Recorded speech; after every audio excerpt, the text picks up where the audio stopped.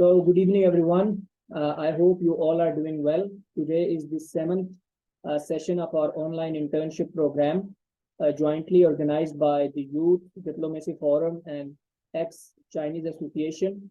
Today, we will be talking about China's development model and lessons for Pakistan towards economic prosperity. And we have with us Dr. Tatheer Zahra Shirazi. She is Assistant Professor at the Department of International Relations, NAMAL, National University of Modern Languages. She is having experience of almost 11 years of teaching. She is also a visiting faculty at International Islamic University, Islamabad, as well as a senior research associate. She is a regular presenter on Chinese Affairs, Belt and Road Initiative, CPAC projects, at China Study Circle under Gallup International and Gilani Foundation. Currently, she is working on various projects on Belt and Road, Chinese diplomacy, CPAC. Her area of interest include China, China Studies, China ASEAN, CPAC, BRI, Asia Pacific, South China Sea. So over to you, Dr. Tatheer. Thank you so much for joining us. Okay, fine. These are the dynasties. As I told you earlier, I think still there is voice problem. Can you mute me from one side? You can continue like this, no issue. I think we can understand what you are saying. Okay, that's fine then.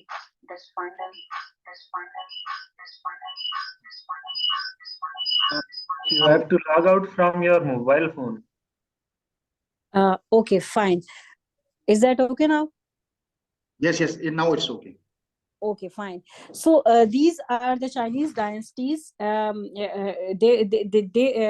is one dynasty which is not mentioned here, like that is Xia, Shang, Zhou, Qin, Han. Like हम तो अपने जिसे कहते हैं ना कि उर्दू वाली Chinese में इसको हम प्रोनाउंस करेंगे, but I know few of you may pronounce more better than me कि क्या है. There one dynasty, Shia dynasty, which was prehistoric dynasty. Prehistoric dynasty वो होती है कि when there was no writing system. जब writing system जो है वो discover नहीं हुआ था, तो वो before pre-literary dynasty is known as, or anything before literary system known as prehistoric. After that there is Shang, Shu, Qin, Han, और जिसमें वो जो हमारा Silk Road और Belt and Road Initiative or everything that is in limelight now is can be traced back into that Han dynasty. Like Shang, Shu, Qin, Han, Sui, Tang, Song. Like then the second phase is Sui, Tang, Song, then Yuan, Ming, Qing, Republic. Like Yuan was the first the dynasty which was most extended dynasty in their time period. And then Ming, it was the first foreign dynasty, then Qing, which was the last dynasty, and after that it became Republic. Like there is a time period between King and Republic, that was the colonization time period. ठीक है, तो ये Shang, Zhou, Qin, Han, Sui, Tang, Song, Yuan, Ming, King, Republic. इसके through this is basically a chronology कि आप एक few tips के through you can remember all the dynasties or all the political all the political events of China in form of in form of this song. Second important thing is that I mentioned earlier that जो आपको previously मैंने 4 categories बताई हैं कि this I'm talking about the imperial economy. Imperial economy was existing all these like in all these dynasties. And second phase was the colonial, and third phase was related to communist, when they borrowed Russian model and they tried to impose Russian model, but that got flopped And after a flop of that model in 1979, they started to reinvent, or they started to implement their own indigenous model. That's why I always say that I'm not in favor of copying one model and pasting on others country, because obviously there are different situations of different indigenous situation in that specific country, which are in need of dealing it separately. Like we can copy some model, but we, after making different modifications, we can imply that model, or we can implement that model in any state. Just like in Pakistan, if we say that we should copy a Chinese model and we should paste that model in this country, that would not be possible, because this specific country would be and is in need of their specific indigenous needs, which should be accommodated, rather than copying and pasting of that model. So this is all about their Chinese dynasties. And these in next slides, these are the time periods of those dynasties, Shang, then Chu, then Qin. And in between Shu and Qin, there were the warring state time periods. And after that, the three kingdoms were also there, and these are very famous kingdoms. Now let's come back to the other things. As I told you earlier, two sets of criteria were implemented, which are necessary for a specific state or certain state to be developed. One is improvement of the environment by providing capital, infrastructure, and a good environment. Number two is maintaining the social capital so that individuals and business can work together. And for that purpose, in 1979, gradual model or Grayson-Kron model was adopted. This was also known as incremental model. Incremental, like changes were made in bits and pieces in different sections. This model was adopted. Under this model, the reformation were divided into three phases. First phase was from 1970s to 1980s, where it happened, the liberalization reforms for social capital, right? Different types of social liberties were given to people, and at that time people were able to purchase or buy or sell independently. So this was the basic, here you can say that these reforms can be divided into three tiers or three layers. This was the first one layer, which was regarding the social capital.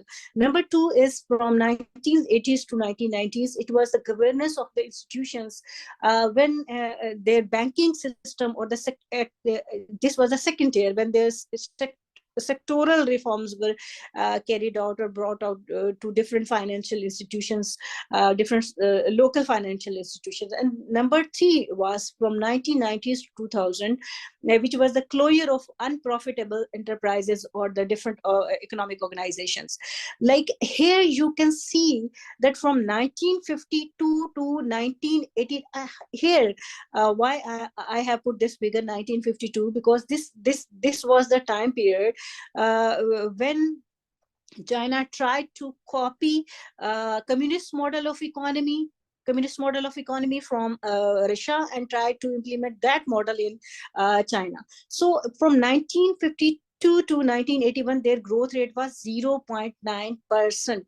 And from 1980s to onward, like 2000 till 2004, it was around 9 times higher than that time period. So here you can see that this was basically background that how this economic growth was achieved.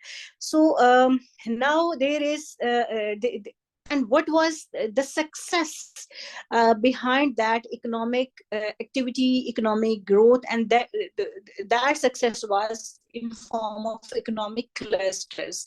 Like economic clusters were made.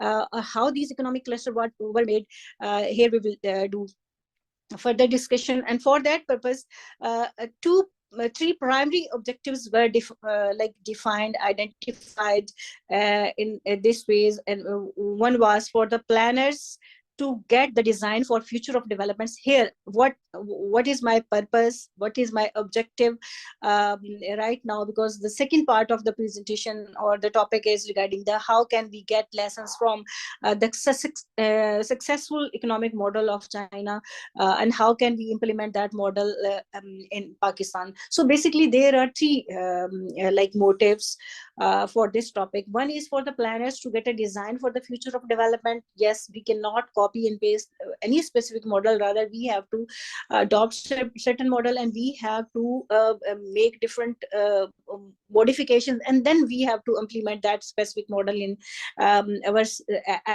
as per the needs of our state and society.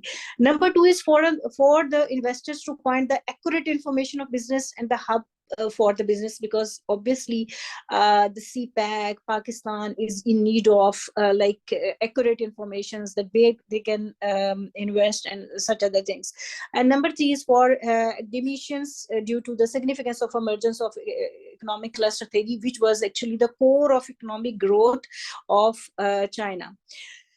China's economic profile, yes, right now China's economic profile is with huge success, with enormous potential, with enormous growth. Like currently China is a second largest economy with like it was the figure a few years back. Right now it has crossed about 20 plus trillion, like it is 20 trillion, and then largest exporter of goods since 2019, then largest importer. GDP boom has averaged almost 10% a year. Yes, it was highest in 2014, in 2007-8 when it was 14%, and it was taken as the miracle of the world. And right now in their last Congress, it was said that that they have elevated around 850 million people from poverty. So this was the economic profile, which suggests that how much economic growth China has achieved in last 3 decades. Last 3 decades mean from 1979 to 2010, and after 2010 China has started its journey to go global. So these 3 decades are very much important: 80s, 90s and 2000. And after 2010 China started its journey to go global, and here you can say that from 2010 or 2013 it took its journey to go global through BRI, through Made in China 2025 and AIIB and much more. So post COVID, this was one of the most setbacks which were or upsets which were given which were given to all the economies of the world globally, but China proved its success. So economic clusters, yes, what are the economic clusters? But before going to the details of economic clusters, let me tell you how China. So this was actually the start of China's economic growth. Initially, 4 special economic zones were established in 1980s. And these all were established in China's province, Guangdong. These all are cities of Guangdong, Zhuhai, Shenzhen, Shantou, and there was another province that is known as Hainan. Hainan is a separate island which is away in south, located in south of China, but that is away from that Guangdong. So there was a rationale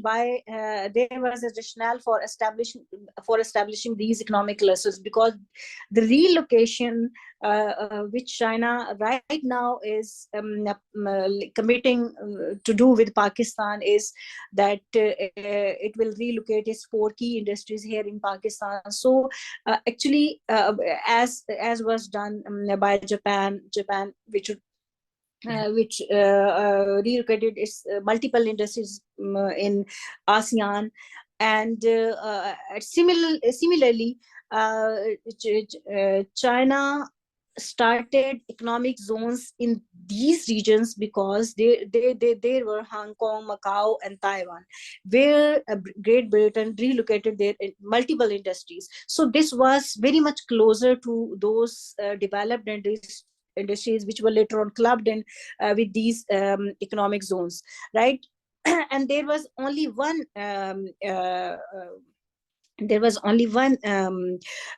city, Xiamen, which is which is known as city of Mao, from Fujian province. So these four economic clusters were selected from China, and they were developed, and they actually given a boost to Chinese economy. Only Guangdong contributes in trillions, or it contributes more 1% of total China's economic growth, because this is a huge province, and with multiple developed economic clusters. So why this economic cluster was established? There are underpinnings for these economic clusters. Uh, so there is need to understand why these clusters are made. An economic cluster is mostly the concentration of particle kind of business in a specific or in a geographic proximity, where a specific kind of business is concentrated under a specific field, under a specific building, but with a similar kind of nature. Then economic clusters are consist of two or more cities as the centers, and that business along with few neighboring states. Just like here we can say that Faisalabad can be the hub of textile, but here you can club Faisalabad with two other multiple cities by clubbing. There is a rationale behind clubbing the different cities, or by clubbing different, and the rationale exists because of there is only one developed city and there is another least developed city. So here the purpose is to relocate that industry, or to shift the prosperity of the developed city or the state, by clubbing that it with another city. And here the purpose is to shift prosperity or economic growth to the other one. It's happening all over the China. Like China's all 13 coastal states are clubbed in with the middle cities, and all the middle is clubbed with the other Western states, so that the economic growth can be shifted to center, and from center different cities are connected or clubbed with by making different clusters to west side, that is Xinjiang, or you can say the least developed areas of the China. So this theory was given by Alfred Marshall, or well, types of here is a bit different category of their economy, which I mentioned previously I called traditional economy, and that is a time period which is like the ending time period of King dynasty. Like it is after the imperial time period. Like that is traditional economy. Then beginning of industrialization, that was the colonial economy. Then communist economy or big push industrialization, yes, but that failed with leap forward. Then market transition post, like from 78 to onwards. So okay, few special incentives were given to special economic zones, like special tax incentives for foreign investment in special economic zones, then greater independence from the central government on international trade activities. Even they were allowed to make direct agreement with the foreign investors, and that is actually the level of autonomy and the level of independence which was given to the different states, which proved a success, and which liberalized its economy, and that contributed a huge growth of China. So during 1984, other 14 cities were opened for investment, and here are the details of those 14 cities.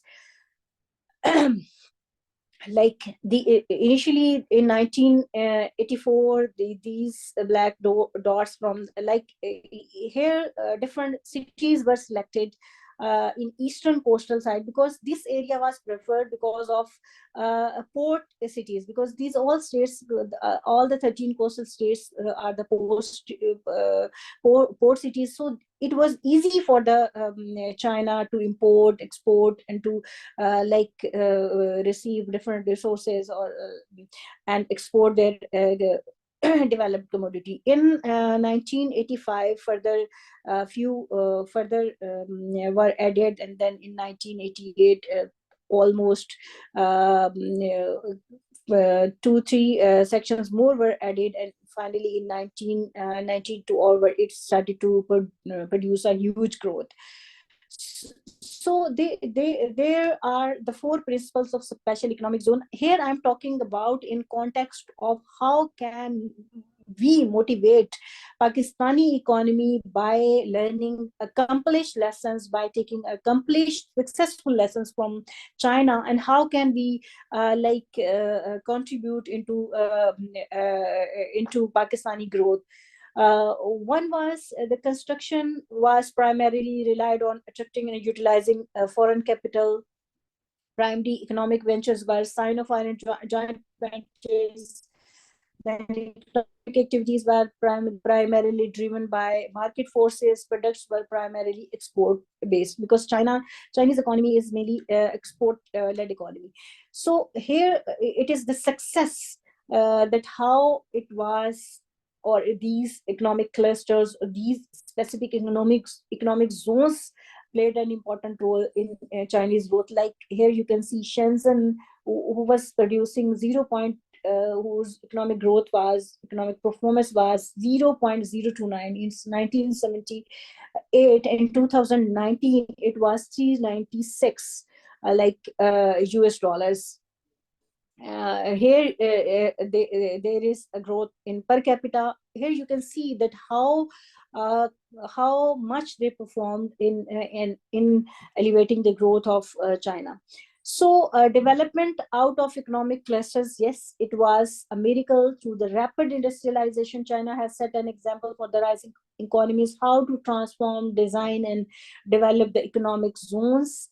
And for the same reasons, it was given different names to these clusters, like footwear capital, sweater city, kids cloth. Here in China, when you go into China, you can ask, there are different markets. Like Yiwu is the largest market of small commodities, which is famous all across the world for its small commodities and such other things. So expansion of economic clusters, later on, the economic clusters were expanded to Yangtze. There are 4 important rivers in China. One is Amu River, which is in north. Then there are 2 rivers, Yangtze and Yellow, which is in middle of China, like in center of China. And there is one river that is Pearl, which flows, all the rivers flows from west to east, and that Pearl River is in south of China. So right now, the success of these economic clusters made them to be called as the super clusters. Like this triggered the development of modern port infrastructure. Yes, the China which is having right now.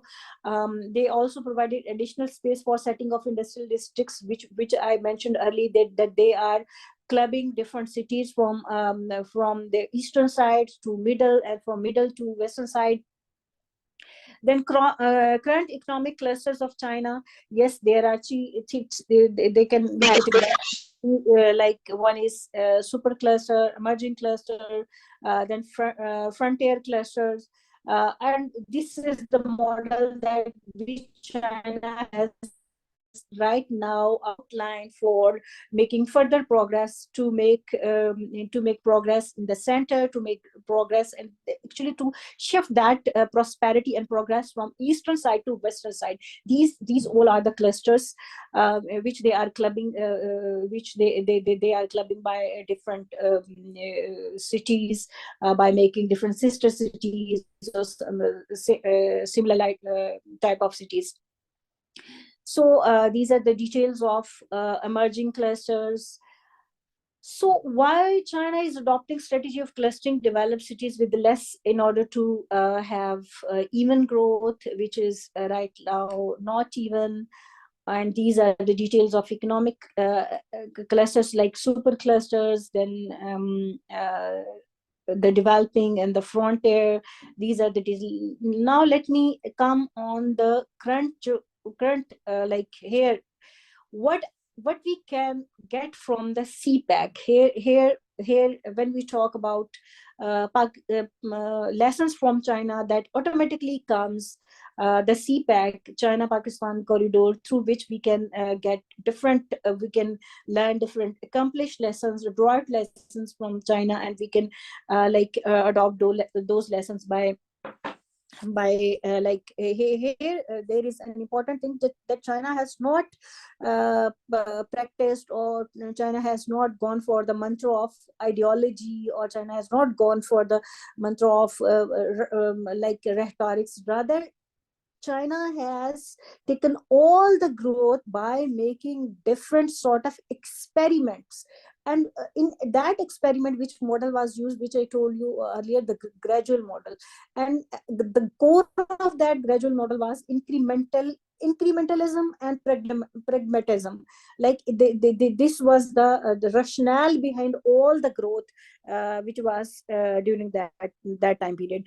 CPEC, as all of us know, that it is 62%, around 20%, 20 billion has been done.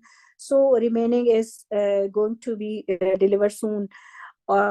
So here, this is actually the currently flow of exports and imports, that how China imports, and this is actually the way through which China exports is this is the way of their maritime trade. How they import their different resources, and how they export their different sort of exports. Okay, so these all are the details of Pakistani's projects. These are the products, and they are at this level. And so the important lesson that Pakistan can get from China. Well, right now, the second phase of CPEC has been started. That is with the establishment of economic zones. This is the establishment of economic zone is not new for the Pakistan. Pakistan has been a graveyard of the economic zones. This is a very like assertive statement, but yes, Pakistan has always been the graveyard of the economic zones. Economic zones in Pakistan were established like during 60s in the Ayub Khan time period, later in 80s in Karachi, and 2005, and since 2005, Pakistan has 7 functional economic zones, while total number is around 83. According to a study, even after 40 years, the contribution of these zones in growing employment and such other like generating exports has been minimum. The zones employed only 35,000 local workforces, and contributed simply like 3% of entire export of the country by 2017. Like in comparison, Bangladesh is a huge manufacturer with a lot of, like here you can see with dozens of international brands, Zara, Nike, and many Clark, and much more. They are working in Bangladesh. Bangladesh is right now exporting much more than Pakistan, although Bangladesh is only 140 million with population, but its GDP is around 400 billion, and while at the same time Pakistan's GDP is around 260 270 initially. Before COVID it was like around 300, but right now there are different apprehensions regarding the overall economic status of Pakistan. So here you can see that 8 zones are working with 412 firms, which are engaging lakhs of the people, and like contributing in billions of economy. Right now in Pakistan, for that purpose, there are initially 29 economic zones were identified. Then after 29 there were 14. Then after that 40. After 14 there were 8, and right now there are identified 4 economic zones. One is ICT, number 2 is model industrial zone, number 3 is Allama Iqbal industrial city, and number 4 is Dhabaji. And the important thing of these is that they are still like on initial phases, like feasibility reports has been made, everything is there, but yes, willingness from our willingness to work, commitment and seriousness to work, commitment and seriousness for your own country is lacking there.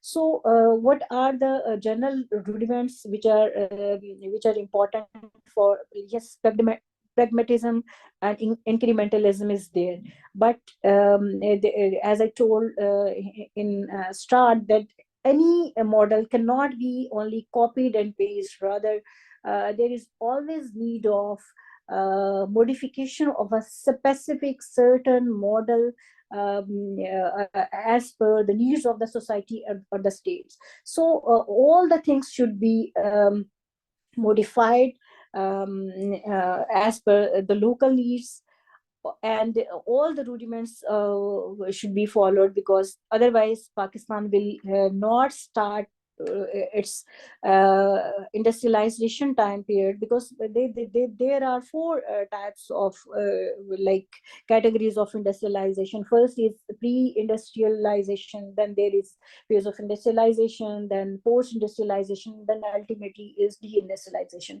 There is an important trend in developing countries, including Africa. They are witnessing their premature industrialization, and after not going through proper mature type of industrialization, they are witnessing deindustrialization or phases of post-industrialization, and that is because of not incorporating all sort of the rudiments and all sort of the commitments which are necessary for a specific state. So special economic zones should in Pakistan should have preparedness level of there must be a level of sincerity, commitment, and seriousness, professionalism, and economic activities must be primarily driven by the market forces rather than only doing copy paste. And the most important objective should be the employment, poverty eradication, and connectivity. I think if Pakistan follow all the all the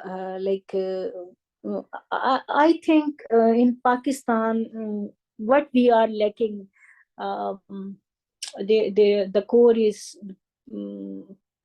our political instability. And yes, the time we will not sort it out, we will not be able to concentrate on our economy and so on, our society. There is need to settle our political differences. There is need to settle our intolerance and such other things. Right, right now, so far has been graveyard of special economic zones. Yes, fully study the existing special economic zones, identify the reasons of failures. Like there is need to overall our the system of special economic zones, why they have become a failure and why they have not contributed so much as this cluster city system or economic zones contributed in other states or delivered in other states, just like in China, just like in it is delivered even in India and in Bangladesh and such other cities. So there is need to make a policy guidelines, and here Pakistan can take or learn different lessons from China as well. But there is important thing to note that Pakistan should adopt an indigenous model of industrialization. Yes, attracting and utilizing foreign capital, economic activities should be market driven, and Pakistan of foreign joint ventures and partnerships. Like we should attract more and more. You can say we can show more and more responsibility and seriousness towards our commitment to start like this kind of industrialization or economic growth or something like that. Something like that. That's from all from my side. जो anything that you want to ask, कोई question, कोई discussion, कोई comment, I'll be happy in answering any of your question. Thank you.